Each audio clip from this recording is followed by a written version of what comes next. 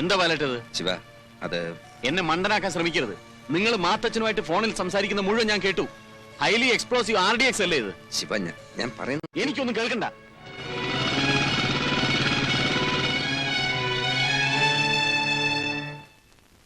ആ നാറി ഹരികൃഷ്ണ ഒപ്പിച്ച പണിയാണത്. എന്റെ മോളെ ഞാൻ കോടതി ഹാജരാക്കണമെന്ന്. ഞാനിപ്പോ എന്നതാ ചെയ്യേണ്ടത്? അനുസരിക്കേ നിവൃത്തിയുള്ളൂ. സംഗതി ഹേബിയസ് കോർപ്പസാ. മാത്രവുമല്ല, തന്റെ മോളും ആ IPS കാരനും കൂടി നിശ്ചയിച്ചുറപ്പിച്ച കല്യാണം നടക്കാൻ പോകുന്നില്ല. അത് ഞാൻ കാണിച്ചു തരാം. എന്തോന്ന്? പ്രായപൂർത്തിയായ ഒരു പെണ്ണിന് ഇഷ്ടപ്പെട്ടവനെ കല്യാണം കഴിക്കാനുള്ള നിയമം ഈ നാട്ടിലുണ്ട്. അതിനൊക്കെ പുറമെ കോടതി വെച്ച് തന്റെ മോക്ക് ആ കോന്തം വക്കീലിനെ മതി എന്ന് പറഞ്ഞ എന്റെ മുത്തപ്പ, ഇനി വേറെ മകളെ അന്യായമായി തടങ്കലിൽ വെച്ചതിന് സമാധാനവും പറയേണ്ടി വരും. സഖാവ് തന്നെ പറ, ഞാൻ ഇനി എന്നാ ചെയ്യണം? ഹരികൃഷ്ണൻ വെറും പുഴുവാടോ. അവനെ കൊണ്ട് ഇതൊക്കെ ചെയ്യിക്കുന്നത് ആ കള്ളക്കഴുവറി ബാലചന്ദ്രനാ. അവനെ ഫിനിഷ് ചെയ്യണം. ഒരിക്കൽ പിഴച്ചതാ, ഇത്തവണ തീർത്തെടുക്കണം. നിക്ക് സഖാവേ, ആദ്യ കള്ളനാറി ഹരികൃഷ്ണൻ, പിന്നെ പ്രിയപ്പെട്ട രേഷ്മയ്ക്ക്, കോടതിയിൽ നമുക്ക് അനുകൂലമായ വിധി ഉണ്ടാവുമെന്ന് എനിക്ക് ഉറപ്പാണ്. ആദ്യം രജിസ്റ്റർ വിവാഹം, പിന്നെ പള്ളിക്കാവ് ക്ഷേത്രത്തിൽ വെച്ചൊരു താലികെട്ട്. ഇതൊക്കെയാണ് തൽക്കാലം പ്ലാൻ ചെയ്തിരിക്കുന്നത്. ബാലേട്ടനും ശിവനും എല്ലാ കാര്യങ്ങൾക്കും വേണ്ട രീതിയിൽ സഹായിക്കാമെന്ന് ഏറ്റിട്ടുണ്ട്. ദൈവം അനുഗ്രഹിച്ച് എല്ലാം മംഗളമായി വരും.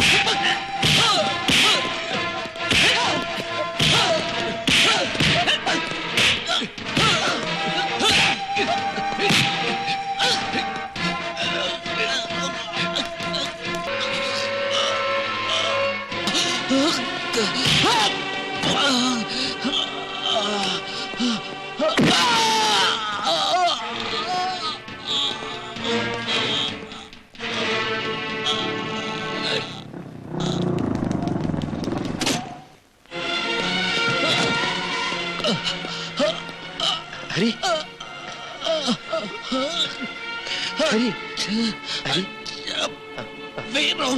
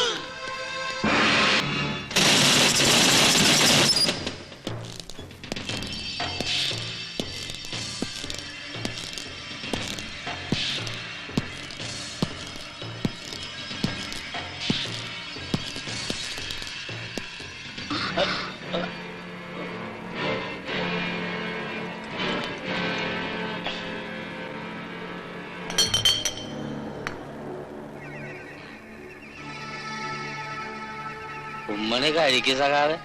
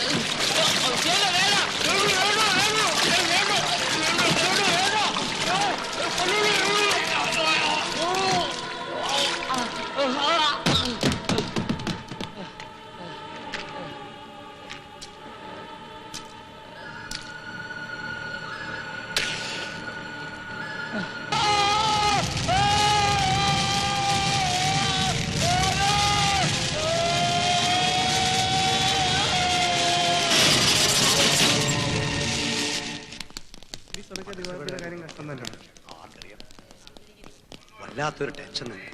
എന്തായി ഷാജി? അകത്ത് കൊണ്ടുപിടിച്ച ചർച്ച നടക്കുക. മിക്കവാറും മജ്ലിസ് പാർട്ടി മന്ത്രിസഭ വിടുമെന്നാ തോന്നുന്നത്. ഈ അവസരത്തിൽ മജ്ലിസ് മന്ത്രിസഭ വിട്ടുപോകാന്ന് പറഞ്ഞാൽ എന്നോട് ചെയ്യുന്ന ചതിവാണ്. ചതിയെന്ന് പറയരുത്. ഇക്കാലം വരെ പൊളിച്ച പള്ളിന്റെ പ്രശ്നത്തിൽ നിങ്ങൾ എന്ത് ചെയ്തു? ഇനി അവിടെ ഒരു പള്ളി ഉണ്ടാക്കാന്നാണ് കാര്യം. ഒരു നടക്ക് പോകില്ലെന്ന് നമുക്കറിയാം.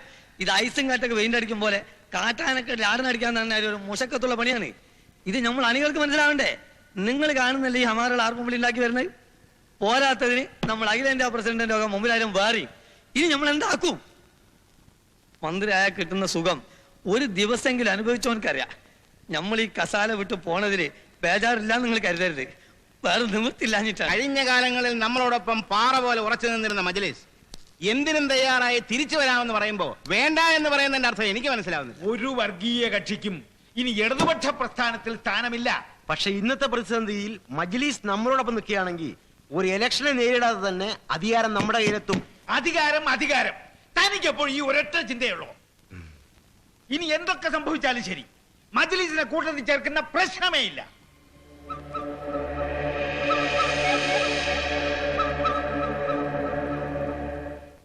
ഇടതുപക്ഷം സ്വീകരിക്കാത്ത സ്ഥിതിക്ക് മന്ത്രി കസേര കിട്ടാൻ മജ്ലിസ് പാർട്ടി നമ്മോടൊപ്പം ചേരും. എന്തു വിട്ടുവീഴ്ചയ്ക്കും അവർ തയ്യാറാണ്. അവരിൽ തന്നെ ഒരു ഘടകം ഭിന്നിച്ചു നിൽക്കല്ലേ? അതാ ഞാൻ പറഞ്ഞത്, മജ്ലിസ് ഒന്നിക്കണമെങ്കിൽ ഒറ്റ വഴിയേ ഉള്ളൂ. അവരുടെ പള്ളിക്കും മതത്തിനും ഒക്കെ എന്തെങ്കിലും സംഭവിക്കുക, അവിടെ അവരെ എല്ലാ എതിർപ്പുകളും മറന്ന് യോജിക്കും. അതിന് നമ്മൾ തന്നെ ഒരു വർഗീയ സംഘടന ഉണ്ടാക്കണം. ഉണ്ടാക്കുക എന്ന് വെച്ചാൽ അവരുടെ 2-3 പള്ളികൾ തകർക്കുക. RDX സാറിന്റെ ഉണ്ടല്ലോ, അത് ഉപയോഗിക്കാൻ അവർക്ക് അറിയാം. അതല്ലാതെ വേറെ വഴിയില്ല. പ്ലാൻ അസലായിട്ടുണ്ട്. ഞാൻ നേരത്തെ പറഞ്ഞതാണ് ഇവരുമായിട്ടുള്ള ഒരു ഏർപ്പാട് നമുക്ക് വേണ്ടെന്ന്. സ്വന്തം കാര്യലാഭത്തിന് വേണ്ടി മറ്റുള്ളവരെ ചതിക്കാനും കൊല്ലാനും വരെ മടിക്കാത്ത ശിവൻ, നീ മറ്റുള്ളവരെ ഇൻസൾട്ട് ചെയ്ത് സംസാരിക്കരുത്. അപ്പൊ നിങ്ങൾ വരുത്തിയ RDX ഇവിടുത്തെ ജനങ്ങളെ ചുട്ടുകരിക്കാനായിരുന്നോ? ശിവ, നീ ഇങ്ങനെ ക്ഷോഭിക്കാതെ. അല്ലെങ്കിൽ തന്നെ ഇയാൾ ബഹളം വെക്കണം. ഞാൻ തന്നോടല്ല സംസാരിച്ചത്. ശശി, ശിവ, ഞാൻ പറയുന്നേ മതി, ഇനി വയ്യ. ഇവിടുത്തെ കറുത്ത ശക്തികളെ നേരിടാനാണ് നിങ്ങൾ എന്നെ കൂട്ടിയത്. ആ ആള് തന്നെ ഇപ്പൊ കൂടുതൽ കറുത്തിരിക്കുന്നു. ഇനിയും കൂടെ നിന്നാ കാര്യം അറിയാതാണ് നീ സംസാരിക്കുന്നത്. എനിക്കെല്ലാം മനസ്സിലായി. നിങ്ങൾക്ക് എങ്ങനെയും എതിരാളികളെ തോൽപ്പിക്കണം. നരബലി കൊടുത്തായാലും അധികാരം പിടിച്ചെടുക്കണം. അതിന് കൂട്ടു നിൽക്കാൻ എന്നെ കിട്ടില്ല.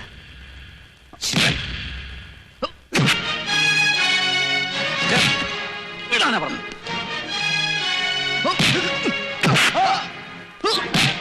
No. Leave him.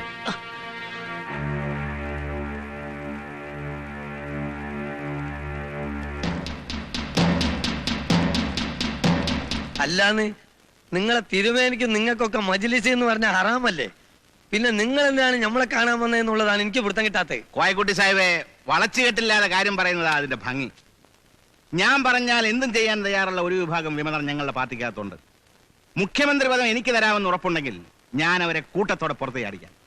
കൂടെ നിങ്ങളും വലതു വിമതരും മലയോര കർഷക സംഘവും ചേരുകയാണെങ്കിൽ നമുക്ക് ഭൂരിപക്ഷം ഉറപ്പാ. പറഞ്ഞു കേട്ട സ്ഥിതിക്ക് കുഴപ്പമില്ലാന്ന് തോന്നുന്നു. ആ, പിന്നെ മുക്തനെങ്കിലൊക്കെ നിങ്ങൾ നയിക്കോ, നമുക്ക് വേണ്ടാവുന്നു.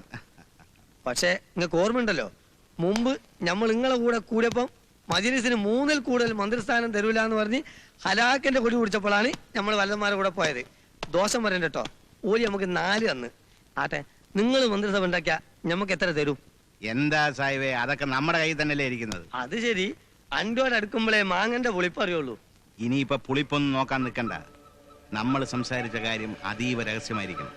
ആദ്യം വലത് വിമതരുടെയും മലയോര കർഷക സംഘത്തിന്റെയും തീരുമാനം അറിയട്ടെ. അതിനെന്താ ഇത്ര വലിയ സംശയം? കേരള മലയോര കർഷക സംഘം എമ്മിന് മുഖ്യമന്ത്രി സ്ഥാനം കിട്ടിയില്ലെങ്കിൽ ഇവിടെ ഒരു മന്ത്രിസഭ ഉണ്ടാകില്ല. അങ്ങനെ പറഞ്ഞ പ്രതിപക്ഷത്തിൽ നിന്ന് ഞങ്ങളെ വിളിച്ചു വരുത്തി അപമാനിക്കുന്നതിന് തുല്യമാണ്. അല്ലെങ്കിൽ ഇംഗ്ലീഷ് ആൽഫബറ്റിൽ ജെ കഴിഞ്ഞിട്ടാ എം. അക്ഷരമാല പറഞ്ഞാൽ എമ്മിനും ജെക്ക് മുമ്പേ വരുന്നത് ബി അല്ലേ? എങ്കിൽ എനിക്കാണ് ആ സ്ഥാനത്തിന് അവകാശം. ഈ തർക്കം ഒഴിവാക്കാനാണ് മുഖ്യമന്ത്രി സ്ഥാനത്തേക്ക് ഞാൻ ബാലേന്ദ്രന്റെ പേര് നിർദ്ദേശിച്ചത്. സ്ഥാനമേറ്റ 6 മാസത്തിനകം നിയമസഭയിലേക്ക് ജയിപ്പിച്ചാ പോരെ? ബാലേന്ദ്രന്റെ രാഷ്ട്രീയ പാരമ്പര്യം നിങ്ങൾക്കറിയാമല്ലോ. പുറമെ ഇപ്പൊ ആടി നിൽക്കുന്ന MLA-മാരെ വിലക്കെടുക്കാനും അദ്ദേഹത്തിന് കഴിയും. എന്റെ കയ്യിൽ നിന്ന് കാശ് വാങ്ങിച്ചിട്ട് ആരെങ്കിലും കാല് മാറിയാൽ അവന്റെ ശരീരത്തിൽ പിന്നെ കാല് കാണുകയില്ല. ഇല്ല ബാലട്ട, ഞങ്ങളൊക്കെ അങ്ങനെ ചെയ്യോ? ആരും പുറത്തു പോകാൻ പാടില്ല. എല്ലാരും ഇവിടെ തന്നെ ഉണ്ടാവണം, എന്തെങ്കിലും തീരുമാനമാവുന്ന വരെ. ഇതെന്തൊരു തലവേദന. കഴിഞ്ഞ മന്ത്രിസഭയില് ഞങ്ങൾക്ക് ആരോഗ്യവകുപ്പ് തന്നിട്ട് ഞങ്ങളുടെയും ഞങ്ങളുടെ പാർട്ടിയുടെയും ആരോഗ്യം ദിവാകരൻ ഇല്ലാതാക്കി. ഇത്തവണ അത് നടക്കില്ല. കാര്യമായ വകുപ്പ് കിട്ടിയേ പറ്റൂ. അതും 2 മന്ത്രിമാരെങ്കിലും മിനിമം വേണം.